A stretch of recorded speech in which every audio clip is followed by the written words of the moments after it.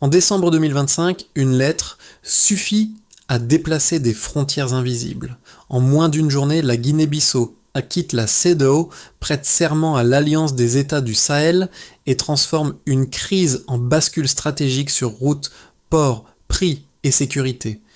La vraie question est simple. Qu'est-ce que cela change dans la vie réelle et pourquoi Ibrahim Traoré revient-il sans cesse dans cette lecture des faits? Le Sahel, d'un coup, regarde l'Atlantique. Ici, il ne s'agit pas d'un récit de sommets et de slogans, mais d'un mécanisme. Comment une décision administrative peut produire un effet logistique, puis économique, puis politique, jusqu'à remodeler des équilibres régionaux. Le spectateur y gagne une grille de lecture directe. Suivre la chaîne infrastructure, accès maritime, capacité de négociation, et voir où la promesse devient risque. Rester, c'est comprendre l'envers du décor sans ajouter de faits extérieurs. La séquence met en tension deux peurs opposées. D'un côté, l'idée d'une fragmentation régionale, de l'autre, la conviction qu'un cadre hérité peut devenir une contrainte. À partir de là, chaque détail compte. Route déjà construite, port potentiellement utilisable, emploi attendu, coût de transport projeté. Et Ibrahim Traoré apparaît non comme un magicien, mais comme un repère idéologique qui organise la lecture. Plus de 5000 km de route auraient été construits au Burkina Faso en 2 ans. Ce chiffre, relégué en note, devient la clé de la bascule. Et c'est précisément ce que Ibrahim Traoré martèle. Sans capacité matérielle, la souveraineté reste un mot creux. Le retrait de la Guinée-Bissau ne tombe pas du ciel. Il s'inscrit dans une accumulation de tensions, de sanctions, de suspensions et de désaccords sur la nature même de l'intégration régionale. Pour les nouveaux régimes sahéliens, les cadres existants cessent d'être perçus comme des outils de coopération et se rapprochent de deux mécanismes de contrainte. Le geste de Bissau agit alors comme accélérateur, pas comme point de départ. Dans cette logique, l'accès potentiel à l'Atlantique change d'échelle. Pour le Mali, le Niger et le Burkina Faso, ce n'est plus un symbole, c'est une continuité logistique entre routes intérieures et débouchés maritimes. Une géographie longtemps vécue comme contrainte devient levier. Certains y voient un écho des années 1960, lorsque les indépendances se répondaient de capitale en capitale. Mais ici, la méthode diverge. L'infrastructure précède la revendication. Ce déplacement ouvre une question d'endurance. Une rupture institutionnelle peut-elle tenir sans provoquer de rupture systémique? C'est là que la cohérence entre discours et chantier devient déterminante. Ibrahim Traoré n'est pas présenté comme l'unique moteur, plutôt comme la boussole d'un mouvement qui dépasse les frontières du Sahel et qui s'évalue au terrain, pas au verbe. Pour saisir ce que produit réellement la recomposition, il faut quitter les chancelleries et regarder les quartiers proches du port de Bissau. Les discussions ne portent pas d'abord sur les traités, mais sur les chantiers annoncés et les emplois attendus. Le plan Bissau-Bullet 2026 devient un repère concret. Route côtière, quais réhabilités, circulation facilitée entre zones rurales et façades maritimes. Sur certains tronçons pilotes, le symbole se matérialise, des équipes mixtes, ouvriers guinéens et techniciens venus du Burkina Faso travaillant ensemble. Pour eux, l'alliance sahélienne n'est pas un slogan, c'est une promesse de continuité économique. Le lien avec les routes intérieures construites sous l'impulsion de Ibrahim Traoré devient lisible, presque pédagogique. La route intérieure trouve enfin une sortie. Un autre signal apparaît, des coopératives agricoles burkinabées anticipent des circuits d'exportation sans intermédiaire européen. Cette projection, même avant que les flux soient pleinement opérationnels, suffit à changer des comportements. Produire, stocker, planifier autrement. Le so what est simple et court. Quand le débouché se rapproche, la décision se déplace du politique vers l'opérationnel. Pour comprendre ce qui se met en place, commençons par la phase d'activation. Pendant des mois, les relations entre la CEDEAO et les régimes sahéliens se tendent. Sanctions, suspensions, menaces, les canaux diplomatiques se réduisent à des échanges formels. Cette phase est peu visible, mais elle prépare le terrain. Les États du Sahel, déjà engagés dans une logique d'autofinancement et de construction interne, réévaluent leur dépendance aux cadres régionaux existants. Dans ce décor, l'idée d'un corridor vers l'Atlantique agit comme une hypothèse qui cesse d'être théorique. Vient ensuite le point de bascule. En novembre 2025, le général Horta Inanaman prend le pouvoir en Guinée-Bissau. La réaction extérieure est immédiate. Condamnation, menace de sanctions, suspension institutionnelle. Pourtant, contrairement aux attentes, le nouveau régime ne cherche pas l'apaisement rapide. Il observe, mesure, temporise. Et pendant ce laps de temps, les signaux sahéliens se clarifient. Ibrahim Traoré répète une ligne. La souveraineté n'est pas négociable lorsqu'elle repose sur des infrastructures déjà financées et en service. Puis survient le déclencheur. Une série de lettres officielles est envoyée aux chancelleries et aux instances régionales. Puis, la décision tombe. En moins d'une journée, la Guinée-Bissau annonce son retrait total de la CEDEAO et son adhésion à l'Alliance des États du Sahel. Les téléphones crépitent à Abuja et à Accra. Des réunions d'urgence se convoquent, mais l'acte est présenté comme irréversible. Pour la première fois depuis des décennies, un État côtier quitte le dispositif régional historique pour rejoindre un bloc né au cœur du désert. Enfin, les répliques se font sentir. La CEDEAO perd un membre stratégique, ce qui réduit sa continuité géographique. Symboliquement, le geste ressemble moins à un coup d'éclat qu'à une déclaration d'indépendance méthodique. Pour le Mali, le Niger et le Burkina Faso, la rupture signifie l'ouverture d'un débouché maritime longtemps inaccessible. Les routes construites au Burkina Faso trouvent soudain un prolongement logique vers le port de Bissau. L'Union africaine appelle au dialogue, les chancelleries occidentales expriment leurs préoccupations face à une fragmentation régionale. En parallèle, dans les rues de Bissau, la population célèbre la rupture comme une libération, des drapeaux sahéliens apparaissent pointillés sur les marchés, les slogans d'autonomie économique se diffusent. Dans cette lecture, Ibrahim Traoré n'initie pas l'événement, il catalyse un enchaînement devenu possible. Pour mesurer l'écart, regardons d'abord les indicateurs. L'argument se déplace vers des indicateurs. D'abord, la route devient une capacité. Entre 2023 et 2025, plus de 5000 km de route ont été construits au Burkina Faso. Ce volume est présenté comme proche du double de ce qui aurait été financé sur une décennie entière par des bailleurs multilatéraux. En clair, l'exécution accélère. Et le financement est décrit comme plus endogène, ce qui réduit l'exposition aux conditionnalités extérieures. Ensuite, la question n'est pas la croissance brute, mais la résilience. Les revenus issus des ressources minières auraient augmenté de 35% en 2 ans dans les pays de l'espace sahélien sans recourir à de nouveaux prêts extérieurs. La lecture proposée est simple. Si la captation de valeur locale progresse, et si les infrastructures critiques sont contrôlées, alors des marges de manœuvre budgétaires apparaissent là où l'endettement était auparavant la norme. Ibrahim Traoré nomme cela un écart souverain, la différence concrète entre un système d'assistance et un système de production. Enfin, l'ouverture maritime donne aux chiffres une seconde dimension. Les services logistiques sahéliens estiment déjà des gains supérieurs à 25% sur les coûts de transport grâce à l'accès direct au port de Bissau.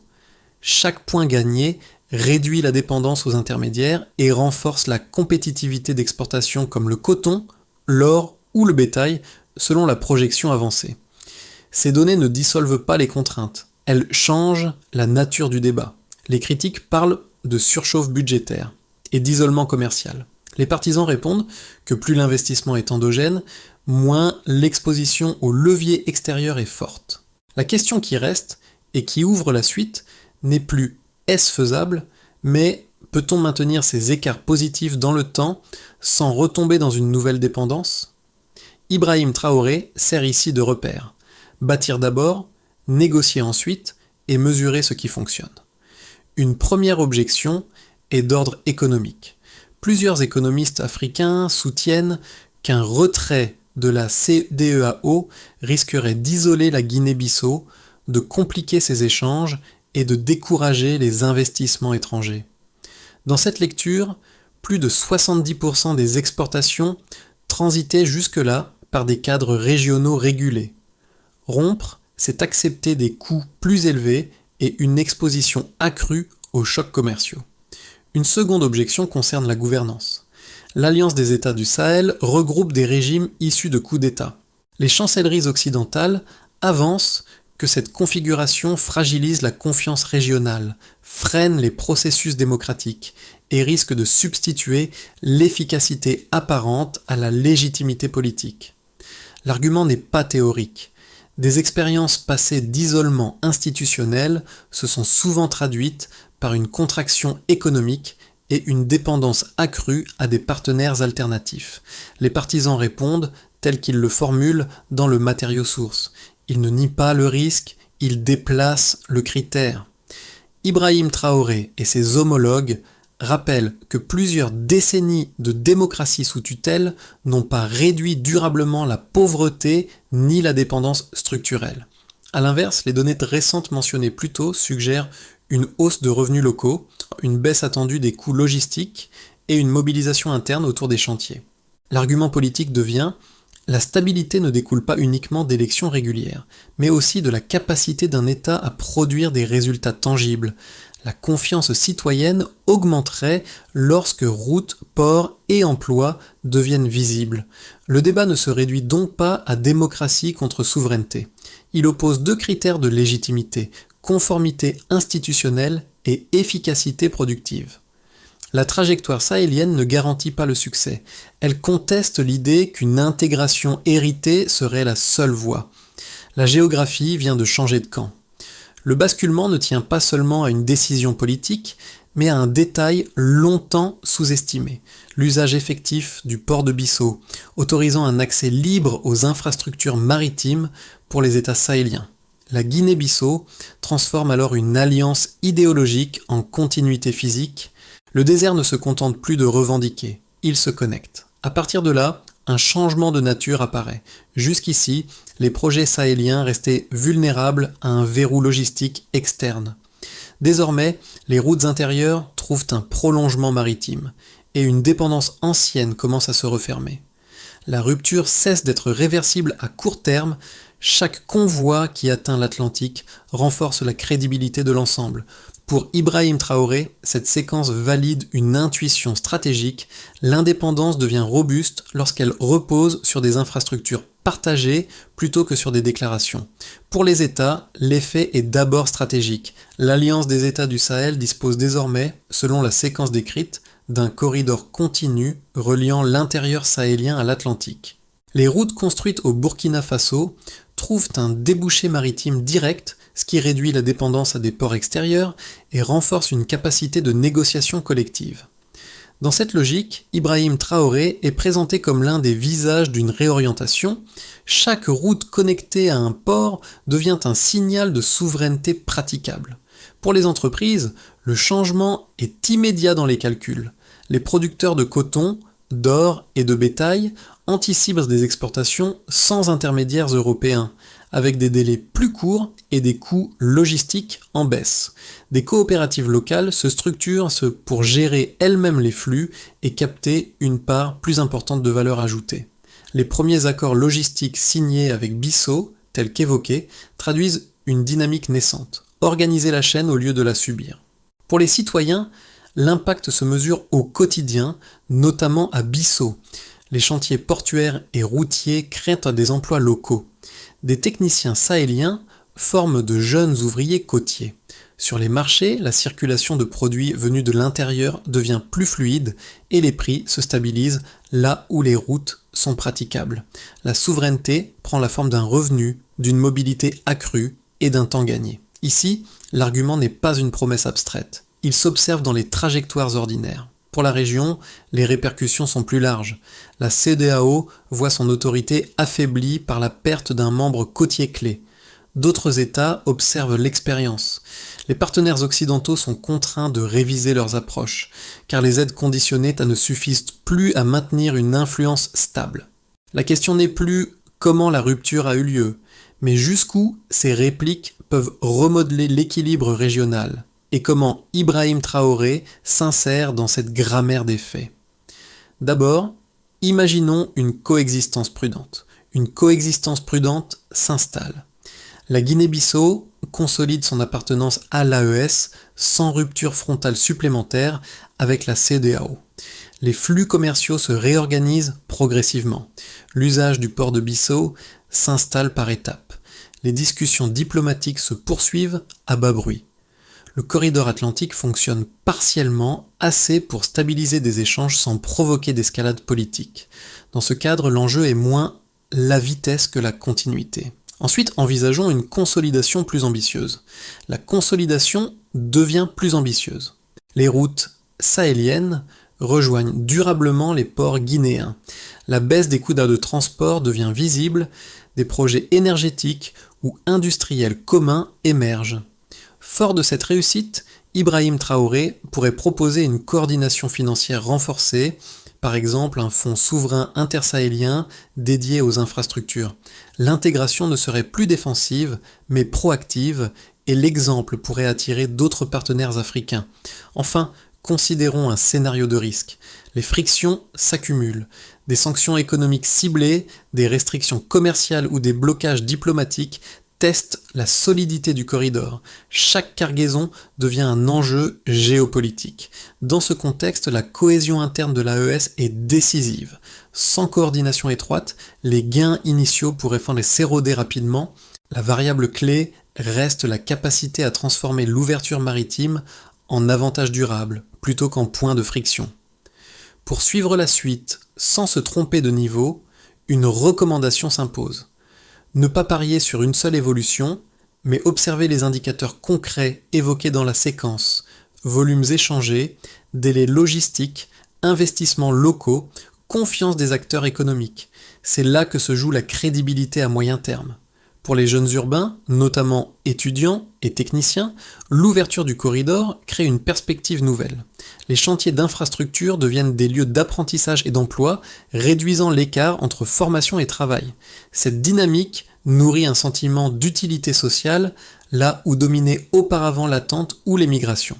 Dans cette lecture, construire sert aussi à retenir les compétences. Pour les producteurs et petits entrepreneurs, l'impact est plus immédiat. La réduction attendue des intermédiaires et des délais logistiques change la rentabilité des activités agricoles et minières. Exporter devient envisageable sans passer par des circuits éloignés, ce qui renforce la prévisibilité des revenus.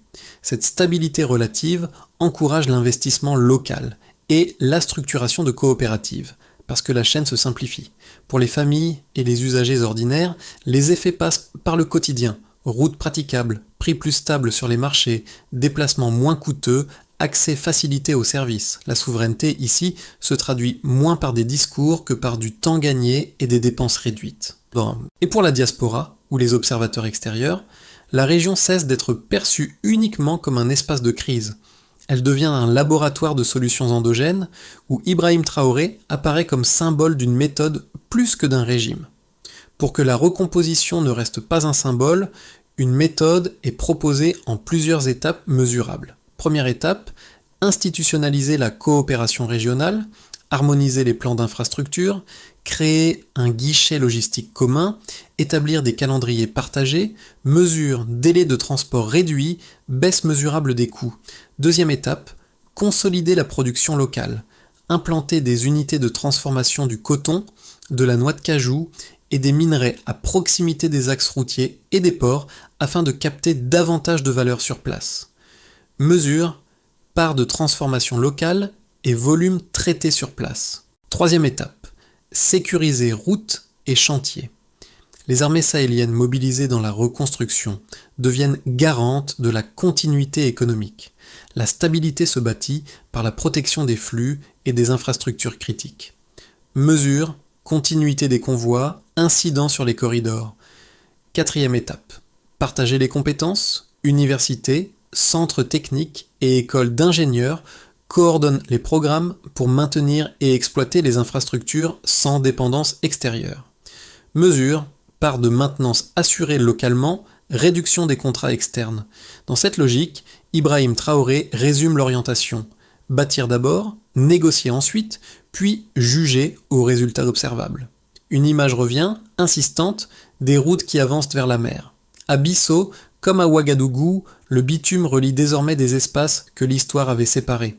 Le rappel renvoie aux chantiers où ingénieurs, ouvriers et soldats travaillent sans attendre les sommets diplomatiques. Ce motif n'est pas décoratif. il offre une clé de lecture intime. Voir un pays côtier rejoindre un bloc sahélien efface une frontière mentale longtemps intériorisée. Le désert n'est plus un cul-de-sac, il devient un point de départ. Dans cette séquence, Ibrahim Traoré apparaît moins comme un chef solitaire que comme le porte-voix d'une méthode. Souveraineté et construction matérielle avancent ensemble. Chaque route achevée, chaque quai réhabilité renforce une idée simple. L'indépendance se prouve par ce qui fonctionne. Et c'est peut-être là que réside la force du moment. Transformer une vision politique en continuité vécue.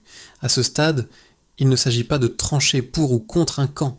Deux lectures coexistent. Pour certains, le corridor atlantique évoque un retour aux fondamentaux. Produire, relier, transformer avant de négocier. Pour d'autres, il soulève des inquiétudes sur l'équilibre politique et la capacité à durer sans compromis. Les confronter sans caricature est peut-être la seule manière de rester au niveau des faits. Dans cette grille, Ibrahim Traoré n'impose pas une réponse unique. Il incarne une orientation qui invite à mesurer la souveraineté à l'aune de ce qui est construit et utilisé plutôt que de ce qui est promis. La discussion reste ouverte et l'avenir du corridor dépendra d'évolutions concrètes. Échanges, délais, emploi, confiance. Question simple sans slogan, qu'est-ce qui, selon vous, prouve qu'un choix stratégique tient dans le temps ?